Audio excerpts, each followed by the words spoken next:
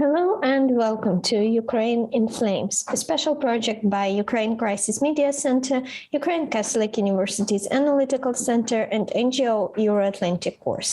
My name is Alexandra Tsikhanovska. I'm the head of Hybrid Warfare Analytical Group at UCMC, and today we go back to talk once again about economy, specifically how the blockade of Ukrainian ports in the Black Sea and Sea of Azov affect not just Ukrainian, but global economy as a whole. If you want to know more, please subscribe to our channel to stay tuned. Black Sea ports are perhaps the most important logistical link in the long chain of supply, and mostly food supply, that Ukraine is highly responsible for.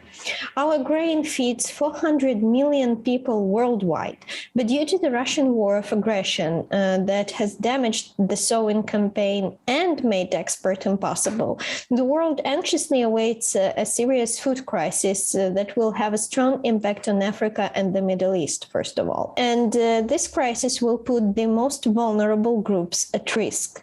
With food prices going up, many regions are threatened with hunger.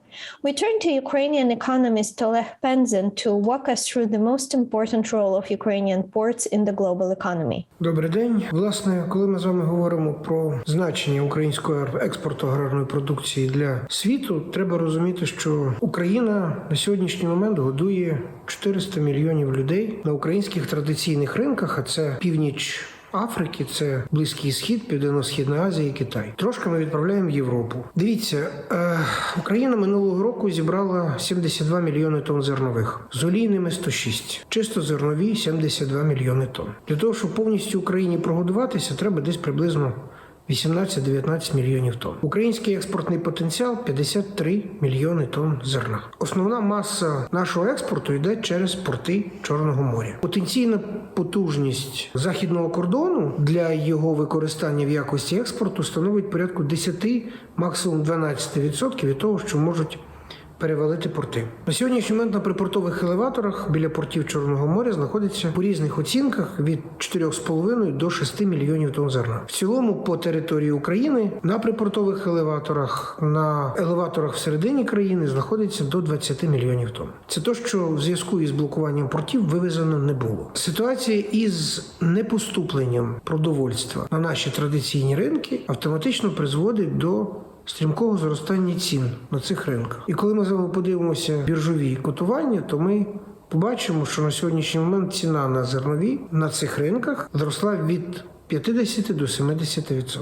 Тому коли Організація Об'єднаних Націй, Світова організація продовольства ФАО, Організація Об'єднаних Націй оцінює наслідки блокування портів і невивезення зерна з України, то через можливі підняття цін і через такий критерій продовольчої безпеки, як фінансова доступність продуктів харчування, ООН очікує, що в цьому році через дії агресора 1,7 мільярда населення світу буде мати голод. Тобто мова йде не про фактичну відсутність на тих чи інших ринках зерна в принципі, а мова йде про стрімке зростання цін і неможливості людей, виходячи з фінансових своїх доходів, забезпечити себе належним обсягом споживання. Так, на сьогоднішній момент проробляються різні методи. До речі, до цього активно долучився Євросоюз. Активно пропрацьовуються методи експорту української продукції за кордон. Свої можливості запропонувала Прибалтика, зокрема порт Клайпеда, запропонували поляки через Гданськ. Було навіть запропоновано зробити гуманітарний коридор через Білорусь, для того, щоб українське зерно потрапило до портів Прибалтики. Тому що залізничні можливості територію Польщі в обхід Білорусі є надзвичайно невеликими. Тому, бачите, є достатньо серйозне переживання, але треба розуміти, що виходячи із наших традиційних ринків, якщо, припустимо, Україна скористається пропозицією тих самих поляків, то від собі яке логістичне плече буде виникати через Балтійське море, через Північне, через Гібралтар, Середземне море.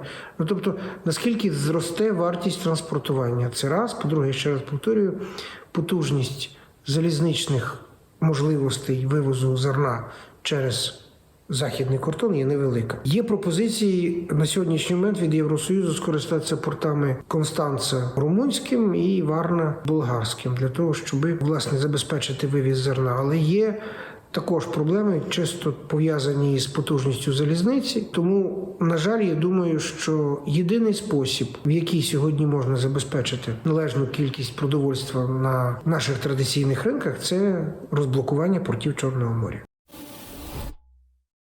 Our next guest explores in detail which of the strategic Ukrainian ports have been closed due to the Russian aggression and which continue to partially operate, as well as addresses how much production was exported through those routes before the war. What should the world do to guarantee food security? Let's find out. Hello. My name is Iryna Kosse. I am an economist at the Institute for Economic Research and Policy Consulting, and I would like to comment on the blockade of Ukraine's seaports. Ukraine's agriculture and food exports have boosted over the last 15 years. 37% of Ukraine's exports came from agriculture and food products in 2021 and 41% in 2020. It's mainly cereals and preparations, fixed vegetable oils and fats, and feedstuff for animals. Ukraine has become the key player in several products essential for global food security.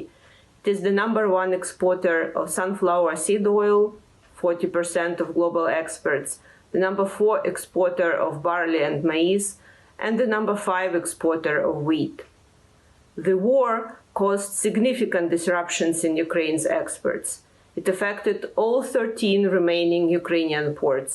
The seaports of Mariupol, Berdyansk, Skadovsk, and Kherson were occupied by the Russian Federation and are now officially closed. The seaports of Mykolaiv, Pivdenny, Odessa, Chornomorsk, Oleh, and Bilgorod-Dnistrovsky are temporarily closed, but process goods received before the war.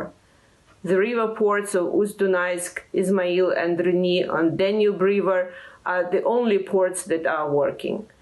The railway and roads became the principal mode of transportation for Ukraine during the war, but their current capacity does not allow them to keep Ukraine's food exports at pre-war levels.